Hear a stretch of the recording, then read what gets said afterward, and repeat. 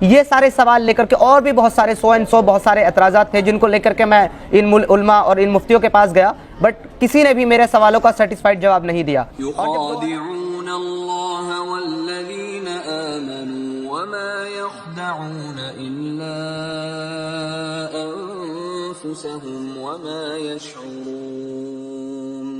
یہ اپنے خیال میں اللہ کو اور مومنوں کو دھوکہ دیتے ہیں، مگر حقیقت میں اپنے سوا کسی کو دھوکہ نہیں دیتے اور اس سے بے خبر ہیں۔ السلام علیکم ورحمۃ اللہ وبرکاتہ۔ اب یہ بڑی عام بات ہو گئی ہے، اگر تو آپ چاہتے ہیں کہ تمام مذاہب والے آپ کی تعریفیں کریں، آپ کو چندہ دیں، تو ایک کام کریں، اسلام کے خلاف بولنا شروع ہو جائیں، چاہے جھوٹ ہی کیوں نہ بولیں، اسلام کے خلاف بولنا شروع ہو جائیں۔ اور بہترین طریقہ تو یہ ہے کہ آپ کہیں کہ میں پہلے مسلمان تھا، پھر میں نے اسلام چھوڑ دیا۔ کیوں چھوڑا؟ وہی ٹوٹے پھوٹے جو ریزنز ہیں، وہی بہانے جو ہیں وہی آپ نے دینے ہیں، بس جو سب دیتے ہیں۔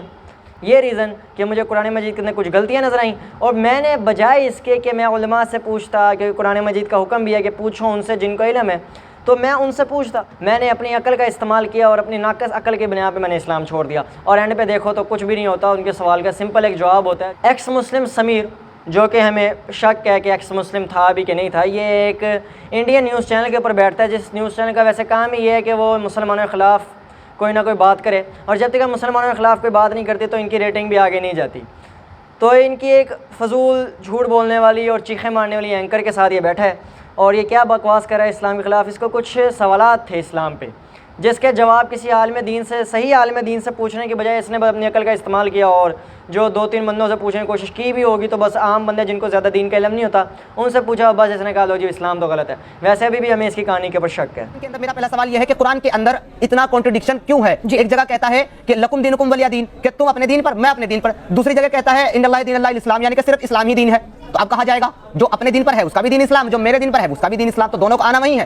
ویل سیاق و سباق کسی آیت کا یہ بہت اہمیت رکھتا ہے، کسی بھی آیت کا شان نزول یہ بہت زیادہ اہمیت رکھتا ہے۔ قرآن مجید کے اندر اگر تو سورہ کافرون کے اندر یہ بات آئی ہے کہ لکم دینکم ولی دین، تمہارے لیے تمہارا دین اور میرے لیے میرا دین، اس کا کوئی پس منظر بھی تو ہوگا۔ یہ بات تو قرآن مجید کے اندر موجود ہے کہ اللہ کے نزدیک دین جو ہے وہ اسلام ہی ہے، لیکن اس کا مطلب یہ نہیں ہے کہ باقی جو دنیا کے اندر چیزیں موجود ہیں، ادیان ہیں، وہ کوئی ایگزسٹ نہیں کرتے سرے سے۔ اس کا مطلب ہرگز یہ نہیں ہے کہ یہودی عیسائیاں وغیرہ یہ کوئی دین نہیں ہے۔ مطلب یہ ہے کہ اسلام اکلوتا سچا دین ہے اللہ سبحانہ و تعالیٰ کی نظر کے اندر۔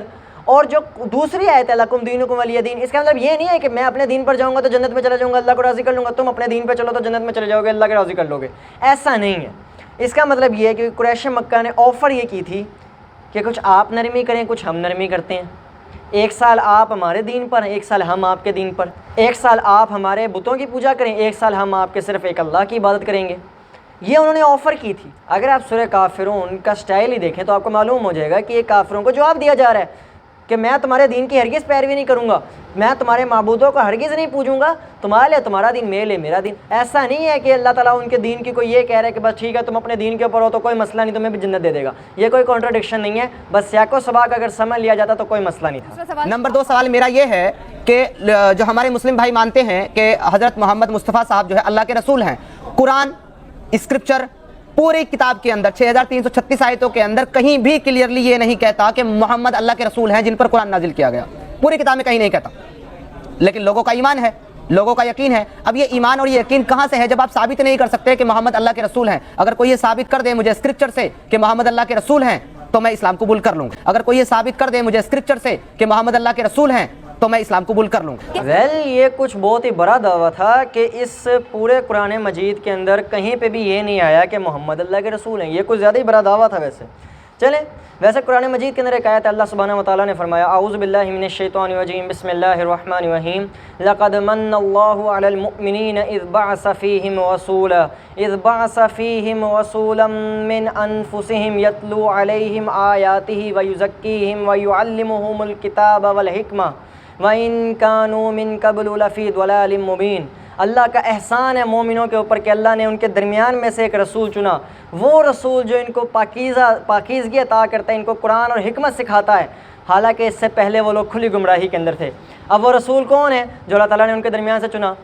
قرآن مجید کے اندر کیا یہ آیت موجود نہیں ہے کہ اللہ سبحانہ و تعالیٰ نے فرمایا کہ محمد تو نہیں مگر اللہ کے ایک رسول؟ اور کیا سورہ محمد کے اندر اللہ سبحانہ و تعالیٰ نے یہ فرمایا کہ جو اس چیز پر ایمان لاتے ہیں کہ جو محمد کے اوپر نازل کیا گیا؟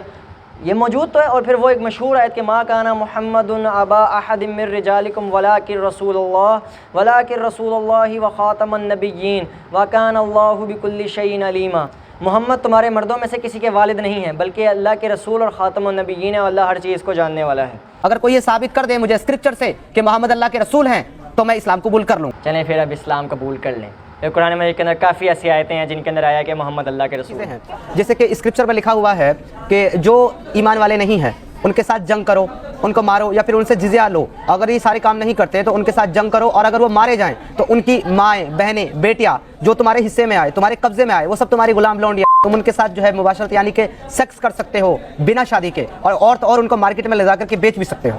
مجھے لگا کہ ایک ایسا خدا جس نے ساری دنیا کو بنایا ہے اور جو ساری دنیا کا خالق ہے، وہ کیوں اپنی ایک خاص بندوں کو یہ حکم کرے گا کہ تم میرے دوسرے بندوں کے ساتھ جنگ کرو اور ان کی ماں، بہن، بیٹیوں کے ساتھ تم ایسا کرو. سب لکھا ہوا ہے آپ کہہ رہے ہیں. ایگزیکٹلی میں حوالہ دے رہا ہوں سورہ المومنون سورہ نمبر 23 آیا نمبر 5 اور 6 کے اندر کلیئرلی مینشن ہے کہ خود قرآن اور خود اسکرپچر اس کو الاؤ کر رہا ہے کہ آپ دوسرے کی ماں، بہن، بیٹیوں کو بندک بنا کر ان کو سیکس سلیو بنا سکتے ہو اور ان کے ساتھ بنا شادی، بنا نکاح کے آپ مباشرت کر سکتے ہو، اور اس میں کچھ بھی غلط نہیں ہے. یہ کوئی ایسا تو تصور نہیں ہے کہ اسلام آیا اور اسلام نے آ کے ایک دم سے یہ آئیڈیا دیا کہ یہ بھی ہونا چاہیے. ایسا تو نہیں ہے. نہ کہیں پورے قرآن مجید کے اندر یہ چیز ایجاد کی گئی ہے، بلکہ یہ پہلے سے موجود تھی. یہ چیز پہلے سے موجود تھی. اگر آپ پرانے اسکرپچرز اٹھا کے دیکھیں تو وہاں پہ بھی آپ کو ملے گا. عیسائیوں اور یہودیوں کو تو یہ جواب ہے کہ کیا حضرت سلیمان علیہ السلام کی بائبل کے نزدیک 300 لونڈیاں نہیں تھیں اور رہ گئے ایتھیسٹ؟ تو ایتھیسٹ کو تو چھوڑ ہی دو، وہ ان کے نزدیک تو کتے کے ساتھ بھی معاشرت جائز ہے. You say the same about animals? As long as you're not hurting the animal. ان کو چھوڑ دو. تو یہ سوال illogical ہے. اس زمانے کے اندر یہ چیز موجود تھی. اسلام نے بلکہ لونڈیوں کو حقوق دیے کہ ان کو بھی وہی کھلانا ہے جو تم کھاتے ہو، ان کو بھی وہی پہنانا ہے جو تم پہنتے ہو. یہ چیزیں پہلے موجود نہیں تھیں. پہلے تو غلاموں اور لونڈیوں کے ساتھ ویسے سلوک کیا جاتا تھا جیسے جانوروں کے ساتھ سلوک کیا جاتا ہے. تو اسلام نے تو آ کے باقاعدہ ان کو حقوق دیے ہیں. آپ ان پر ان کی جان سے زیادہ بوجھ نہیں ڈال سکتے، آپ ان کو زیادہ کام نہیں دے سکتے. یہ سب ان کو عطا کیا گیا اسلام کی طرف سے. رسول اللہ کا حکم ہے کہ تم ان باتوں پر عمل کرو گے. تم کسی عورت، بچے اور بوڑھے پر ہاتھ نہیں اٹھاؤ گے، کسی معذور کو نشانہ نہیں بناؤ گے، کھیتوں میں کام کرتے کسی دہقان پر انگلی نہیں اٹھاؤ گے، تم درختوں کو نہیں کاٹو گے، صرف ان پر وار کرو گے جنہوں نے تمہیں شہر بدر کیا، جنہوں نے تمہارے حقوق پامال کیے، مال لوٹا اور خود کو مالا مال کیا. وعدہ کرتا ہوں میں کہ ہر فرد کو عیسائی علاقوں تک رسائی دی جائے گی. تمہاری عورتیں، بچے، بوڑھے اور تمہاری ملکہ، ہر روح کو، چاہے نائٹ ہو کہ فوجی، چاہے کوئی ہو. مجھے قسم ہے اللہ کی، کسی کو خراش تک نہیں آئے گی. عیسائیوں نے فتح کے بعد کسی مسلمان کو زندہ نہیں جانے دیا تھا. آپ کا شاید یاد نہیں، میرا نام ہے صلاح الدین. صلاح الدین لوگ ہیں. میری فیملی نے کبھی مجھے فورس نہیں کیا دین کو زیادہ فالو کرنے کے لیے، یہ سب کرنے کے لیے. میری اپنی خوشی سے میں تبلیغی جماعت میں، ہاں اسٹارٹ میں مجھے انفلوئنس کیا گیا تبلیغی جماعت کے دوارا کہ میں جاؤں، اس سے جڑوں. اور جب میں جڑا تو میں نے اپنی خوشی سے میں دین کے اندر انٹو ہوا، اور اتنا زیادہ انٹو ہوا کہ میں اپنے گھر والوں کو پریشان کرتا تھا کہ آپ ٹی وی نہیں دیکھ سکتے، آپ بنا دوپٹہ آپ گھر میں بھی نہیں رہ سکتے، آپ دروازے پہ نہیں جا سکتے. گھر کی جو وومن تھی میں ان کو پریشان کرتا تھا. گھر کی چیزیں توڑ دینا، ٹی وی توڑ دینا، کوئی موبائل میں مووی دیکھ رہا ہے، گانا سن رہا ہے، اس کو توڑ دینا. اتنا زیادہ ایک نیکسٹ لیول کا میں مومن تھا کہ میرے سامنے کوئی مووی نہیں دیکھ سکتا، ٹی وی نہیں چلا سکتا، ریڈیو نہیں سن سکتا، گانے نہیں سن سکتا. اس کے علاوہ ہمارے پاس وہ کلپ موجود ہے کہ کتنا تو نیکسٹ لیول کا مومن تھا. میرا فیس دیکھ کے لگتا ہے میرے بچے ہوں گے. یہ کمی نہیں مجھ پہ الزام لگا رہی ہے.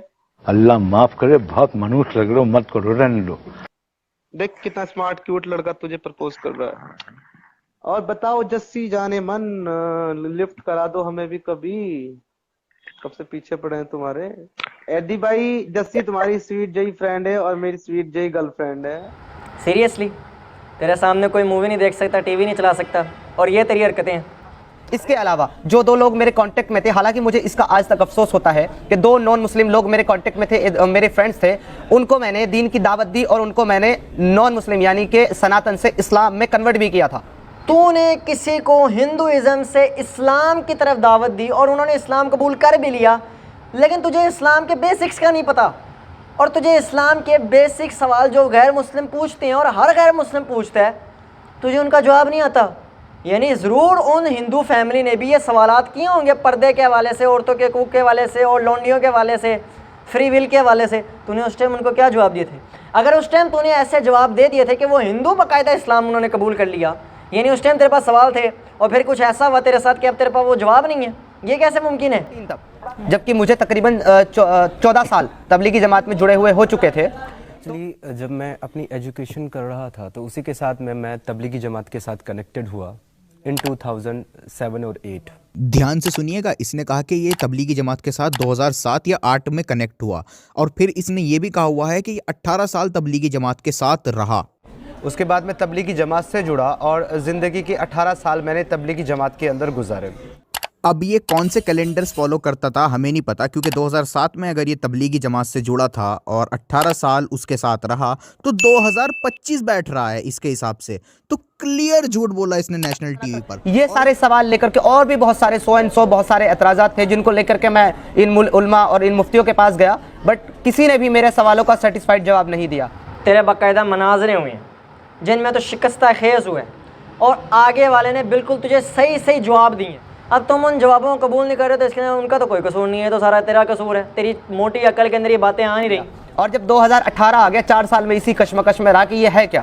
2018 آنے کے بعد میں نے ڈیسائیڈ کر لیا کہ میرے سوالوں کے جواب نہیں ملنے والے، تو میں نے اسلام کو چھوڑ دی. کاش کہ 2018 کے اندر تو ایک گوگل سرچ کر لیتا تو تجھے ان سوالوں کا جواب آرام سے مل جاتا. سمیر یہ بتائیے کہ جب آپ نے ایکس مسلم بننے کا فیصلہ اپنے پریوار کو بتایا تو ظاہر سی بات ہے ان کو شوق لگا ہوگا. مجھے یہ عجیب لگ رہا ہے کہ ایک شخص جو اتنا کٹر پنتھ کی طرف اگرسر ہو چکا تھا، اس قدر وہ دین کو ماننے لگا تھا، وہ اچانک سے ایکس مسلم بننے کا فیصلہ لے لے گا.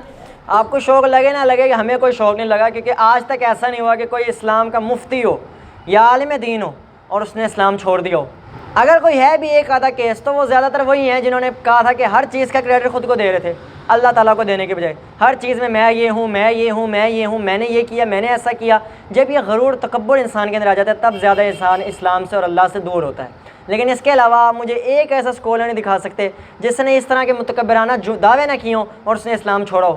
جبکہ ایسے موجود ہیں کہ جو بڑے بڑے پادری تھے، بڑے بڑے رابی تھے، بڑے بڑے پنڈت تھے، اور انہوں نے اسلام قبول کیا، یا کم از کم اسلام کے تعریفیں تو بہت کی.